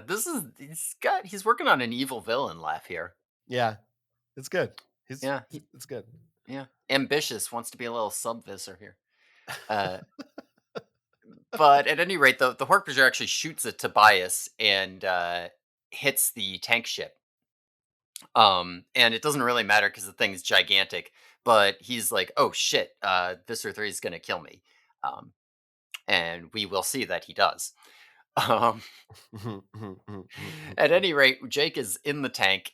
He goes up the pipes, like you said. He gets in there. He's in a water tank, and he says, uh, "There's a grate on the ceiling, and I bet if we wait for the tank to fill up, we'll be able to get out through that grate. So everybody, just come on in, and we'll wait for that to happen." So Tobias is outside, and they all get sucked up into the ship. Sure. This All according to plan. So far, right. so good. So far, so good. Sounds great. Visser 3 executes the Hork-Bajir who shot the ship, and clearly he heard about the bird and is suspicious. Tobias doesn't overhear this, but he can tell Visser 3 is like pointing up in the sky, and everybody starts shooting down birds, and they deploy the bug ships to come kill Tobias. Yeah, and he doesn't just execute the Hork-Bajir. As Tobias says, "I won't tell you what was happening. That memory will be my own private nightmare." That's right. Now, unfortunately, this does potentially rob us of a Visser 3 morph this book because we Yeah, don't see him there's morph. yeah, he's just a regular guy. He I doesn't mean, have maybe re- Visser 3 morphed to kill the Hork-Bajir and we'll never know.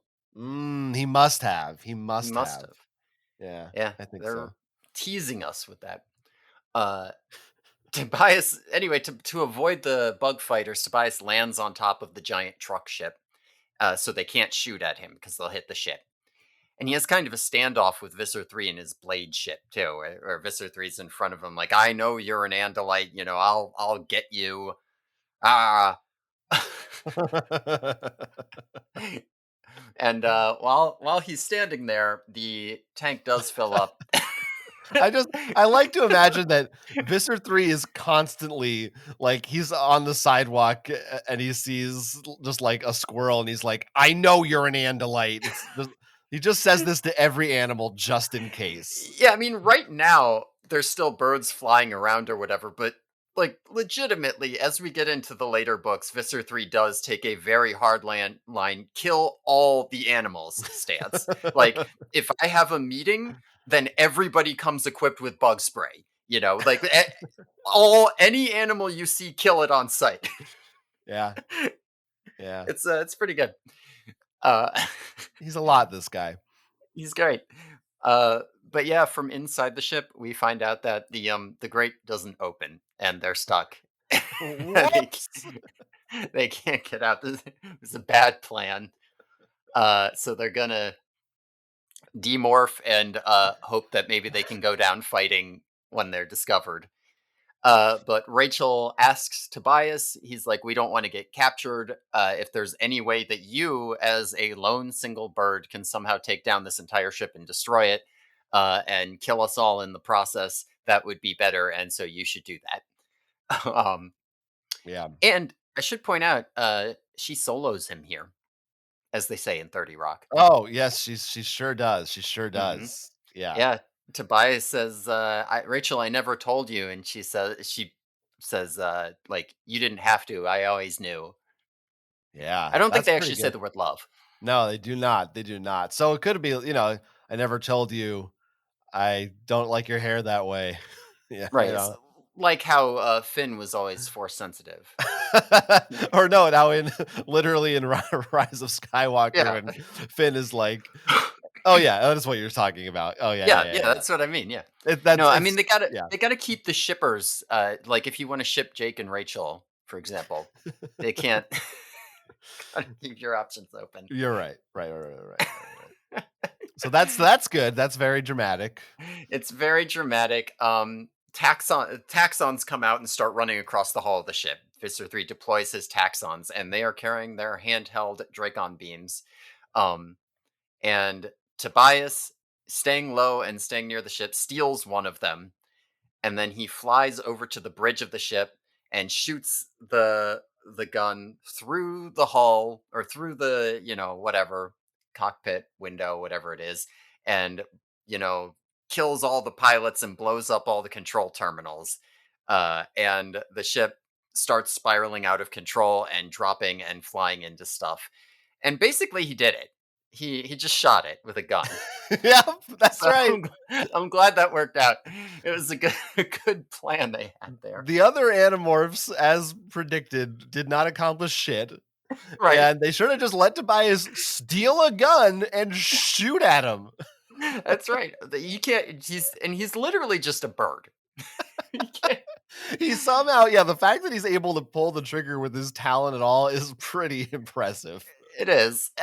I really feel like a handheld weapon should not be able to pierce the bridge of this ship. Like, even if it's like see-through glass or something, there should be some kind of, because Well, they had to put their shields down in order to take the water in. Okay, okay, this makes sense. And I mean, this thing's not designed for combat, right? They're not deploying it Right, in space battles with the Andalites. It's just a right, truck. Like, you don't use trucks, you don't use armored trucks to deliver your groceries. right, exactly. Yeah, It so makes it's sense. fine. I mean, this is a real, and if without this, we wouldn't have this Michael Bay-esque ending. Just I'm It picturing really just is. giant explosions. Also, they mentioned that the beam slices through a quote fat taxon. Mm, So I don't know if that's just like they're all kind of like bulbous, or if there's one that's mm. overweight compared to Maybe the other that did J.K. taxons. Rowling write this? Maybe that was the bad one, Well, the there was evil. the line after that that was like, then one Hork-Bajir went into the appropriate bathroom. I was so I thought that was weird, but Uh, yeah, yeah, maybe. who can say with that woman? I didn't bring up, by the way, I consciously I referenced Harry Potter and like for some reason in all the other podcasts, and I was like, I'm not gonna do that this week. I don't know why I keep bringing up Harry Potter. So It's as you say, in the zeitgeist. it's in the zeitgeist. It sure is. Yeah. Fucking J.K. Rowling. So everything blows the hell up. Everything blows up. The thing's spinning out of control. It hits a bug fighter. One of the bug fighters rips a hole in the bottom, and fortunately, that opens up the water tank, and all the animorphs spill out of the tank. Um, as this thing is plummeting down and crashing into the mountainside, uh, the animorphs spill out, and it looks like they're going to fall to their death, but no, midair, they all morph birds and fly off. Um, so Yay. Yay! Except that when the ship crashes, all the real animals in the forest freak out and fly off. And Price Cut Polly is one of them, and she gets shot down by, I think it's a bug fighter, actually. I don't even think it's a handheld weapon, but Price Cut Polly is dead. Yeah. The bird dies. Uh, and that's it. There's like 2 pages left of the book after that. I know, I'm telling you, they just like they give you something good and then they're like, go buy the next one. We're done. There's nothing else. hmm We can't top that. Why we can't there's some top that? there's some pretty good pages though. I like that yeah, it's kind of weird that they present it as a bit of a disappointment, but still a victory. Because I mean, it's pretty insane they blew this thing up. I think it's a pretty enormous victory, even if things didn't go to plan. Yeah, yeah, it's certainly more victorious than their Yerk pool attempt. Yeah, I mean, they can't. I don't know how many of these the Yerks have. It's probably several, but it can't be that many. Yeah, feels So like a big blow. it does feel like a big blow. I But yeah. Rachel and Tobias have a conversation at the very end about the grieving process for this bird, and Rachel wants to maybe go out and bury the bird. Um, and I mean, I'm just gonna read this whole section because I actually I really love it. Um, Mhm. Rachel says, "If you helped us look, maybe we could still find her body. No, her body will be eaten by a raccoon or a wolf or another bird, maybe even another hawk. That's the way it is. That's the way it is for wild animals, Tobias, not humans." Yeah, I know. That's how I know that you're wrong, Rachel, at least partly. I am a human, yes, but I'm also a hawk. I'm a predator who kills for food, and I'm also a human being who grieves over death. She looked terribly sad. She's very human, my friend Rachel. I love this passage. It's great. It's pretty good. It's nice. Like It's nice and sad and weird. what a good thing. And you really see, I don't know, I like Tobias's kind of blending of identity here. How he does, like, even in this book, he doesn't, he can't end up fully human. Like, there's no getting past the fact that he has a hawk's instincts and he lives the hawk's life. But also he's not a hawk. He's a human. He has to live in both worlds, and he forges this new identity out of that. I really like it. It's a lot of fun. Yeah. Yeah, there's some, there's some stuff you could apply to that from real life, I'm sure, that people could Yeah, read into. for sure. And I mean, Um, even, maybe not that specific moral or anything like that, but I have a feeling that Tobias also, and I think I've seen people say it, Tobias really resonated a lot also with kids who were struggling with like gender dysphoria and stuff. yeah, that's Um, kinda what I was thinking, yeah. yeah, absolutely. And you can almost see some of the, and it's interesting because it works either way you want to read it. Like, you can see all the stuff where he's like, I looked at my hands, but they're only wings. But you can also read it the other way, where when Tobias was so called human, he's a little too into being a hawk.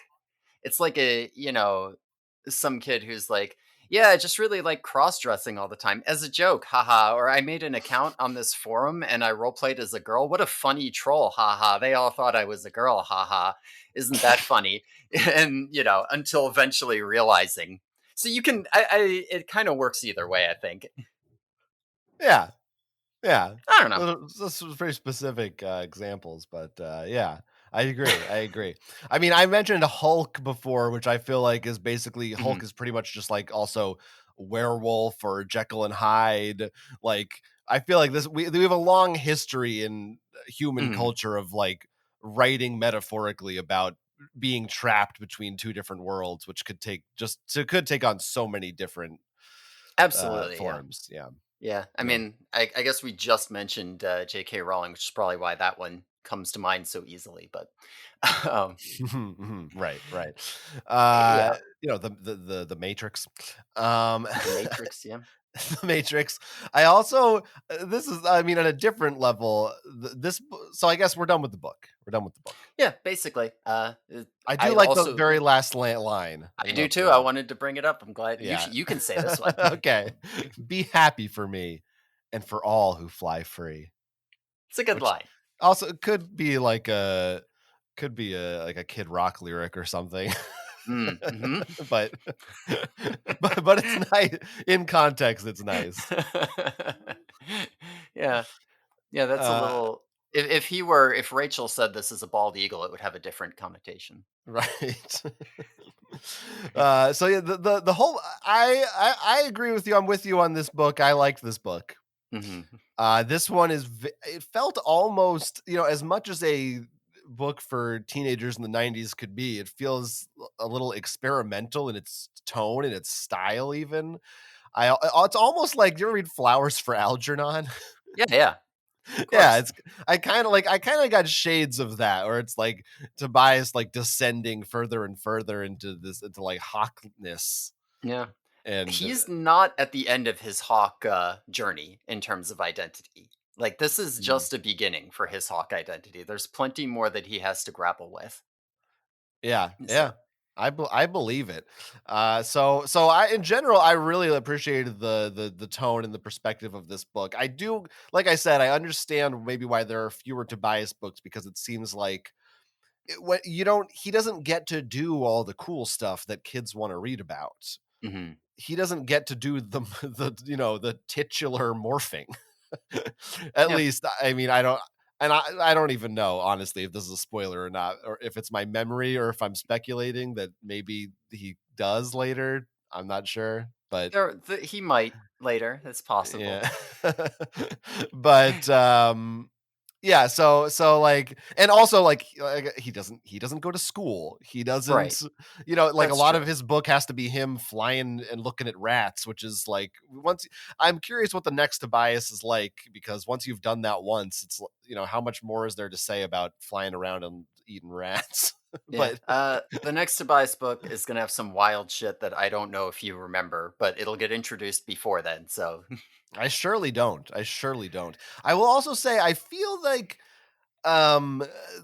the missions in these books are starting to feel kind of aimless and random, and it is sort of interesting because they're like a superhero group. They're basically like the Avengers, but they don't have a Nick Fury, so they're just kind of like going for stuff. Like, they have no idea what to do. They mhm. have, like, Jake is their leader, but they don't have anyone really telling them that, like, they're completely in the dark on so many things. Yeah, And no, yeah. there as time goes on, they're definitely gonna have more ability to sort of understand things. But their missions are still gonna be very like, I don't know, weekly episodic type thing, um Mhm. where you can sort of build these arcs out of it. Like it wouldn't be wrong to say, like, you could build the idea that, like, oh, eventually they're going to have to try to find the Kandrona or something like that because we found out they need it. um Right. but most for the most part, in a book where they find the Kandrona, that's a book, right? There's not like a multi-book uh, kind of arc for that. The multi-book arcs are more for like character development and like shifts in the overall, like, what is the state of the invasion. The missions are all extremely standalone and could definitely feel aimless if you're doing them all back to back. I can see that. Got it. Well, we'll see if we see that. Yeah, I mean, yeah, we'll see what your opinion is when we get there. Um, Yeah. Yeah. oh, you know what I didn't mention at all about this book? Mhm. Uh, so because this is a Tobias book, you know what he talks about instead of school is he likes to talk about thermals. No, I counted the number of times they said thermal in this book. Would you like they Let use the me word.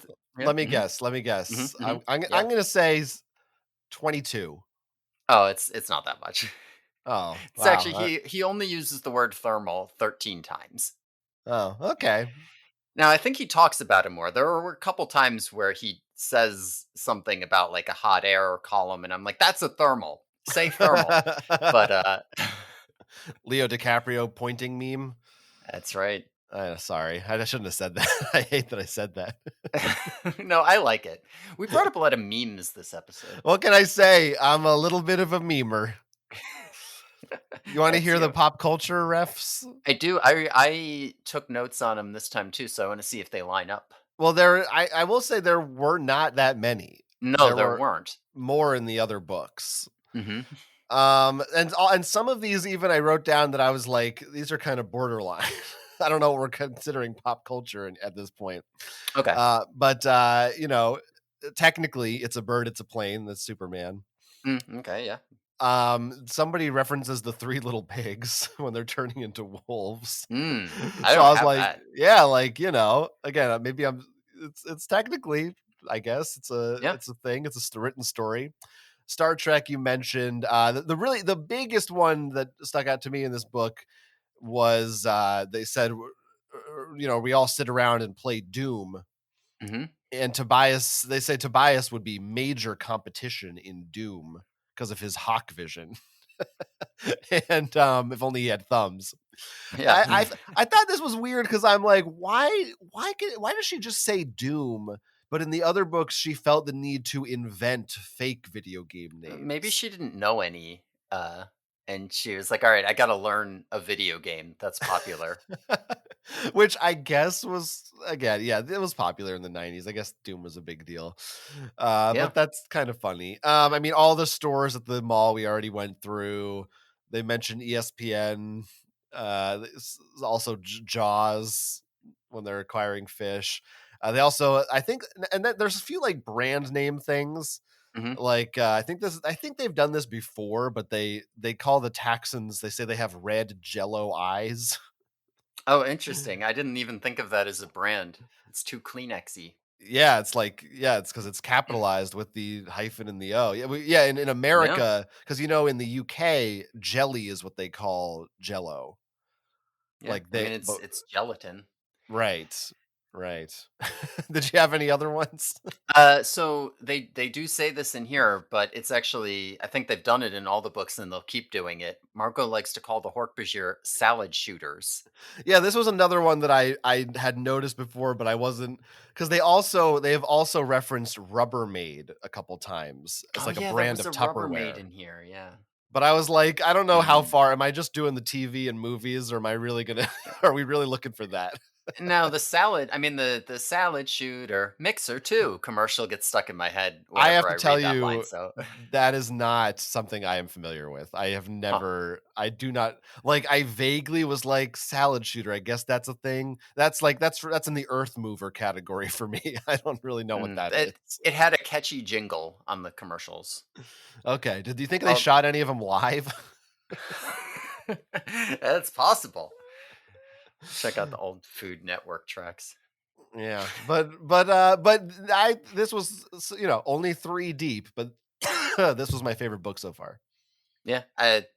This is up there. This is a top tier book for me, for sure. Yeah. Yeah. Um, It's good. It's good. Good Tobias shit. It got dark. It got weird. mhm. Yeah, most of the early books are good. I think that I mean for me personally too is a little bit of a drop in the early books. But I think most of what's coming up is all books that I love. So although Great. this is probably my most reread. So Great. Yeah, I get it. I get it. It's fun. And look at that. We this is our shortest episode yet. whoa, we did it, and we spent all that time thinking we were going to go over. I knew because I didn't have as much to say. Okay, well It's we'll, we got to yeah. bullshit a little more for the. Yeah, next time we'll talk twice as long about the inside. Let's just read the copyright page. Okay, let me see. Hold on. Hey, if you want to give us your feedback about this episode, you can email us, theyerkyboys@gmail.com.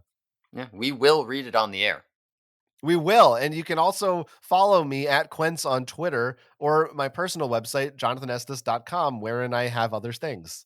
And you can follow me on Twitter at DogTimesMcGee. Wow. Great. Well, thanks everyone for listening. Tune in next time when we'll be discussing Book 4, The Message, in which Cassie turns into a dolphin on the Yerky Boys.